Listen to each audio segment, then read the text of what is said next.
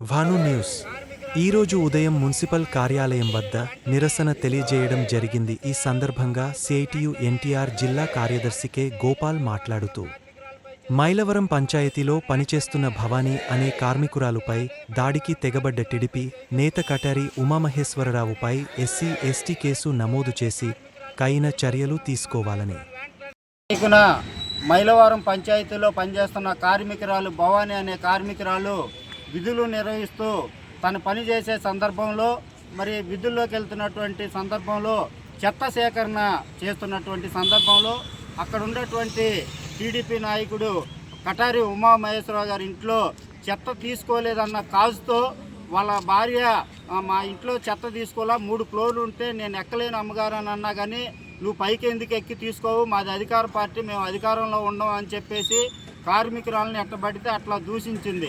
ఆ దూషించిన సందర్భంలో నేను తీసుకెళ్ళలేను అమ్మగారు, కిందకి ఏంటంటే ఉండు నీ పని చెబుతా అని చెప్పేసి వాళ్ళ భర్త అయినటువంటి టీడీపీ నాయకుడు కటారి ఉమామహేశ్వరరావు చెబితే ఆ ఉమామహేశ్వరరావు గారి ఆయన బయట ఉండి ఒకేసారి కారులో వచ్చి కారులో నుంచి దిగి ఆ కార్మికురాలని ఎగిరి తన్ని పొట్టలో చెంపలే కొట్టి కారుతో గుద్దించినటువంటి ఘటన మైలవరంలో జరిగింది.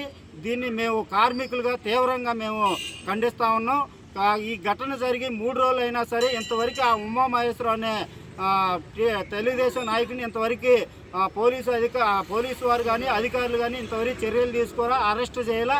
ఆ మహిళ ఎస్సీ ఎస్టీ సంబంధించిన అతను, అందుకని ఎస్సీ ఎస్టీ కేసు నమోదు చేసి అతనిపై కఠిన చర్యలు తీసుకోవాలని, అదేవిధంగా రాబోయే రోజుల్లో ఇలాంటి ఘటన ఎక్కడా కూడా జరగకుండా ప్రభుత్వ అధికారులు అట్లాగే పోలీసు యంత్రాంగం చర్యలు తీసుకోవాలని, అట్లాగే మేము ఇక్కడ ఉన్నటువంటి అధికార పార్టీ నాయకులకు కూడా మొత్తం రాష్ట్రంలో ఉన్న ముఖ్యమంత్రి గారికి, మంత్రి గారికి కానీ, హోంమంత్రి గారికి కానీ, మీకు ఉన్నటువంటి కింద నాయకత్వానికి కూడా కార్మికుల పట్ల మన చిత్తశుద్ధితో ఉండి తోటి కార్మికులు కూడా మనలో ఒక భాగమని గుర్తించాలని మీరు కింద గైడ్లైన్స్ ఇవ్వాలని చెప్పేసి ఈ సందర్భంగా రాష్ట్ర ప్రభుత్వాన్ని అట్లాగే అధికారులను డిమాండ్ చేస్తున్నాం.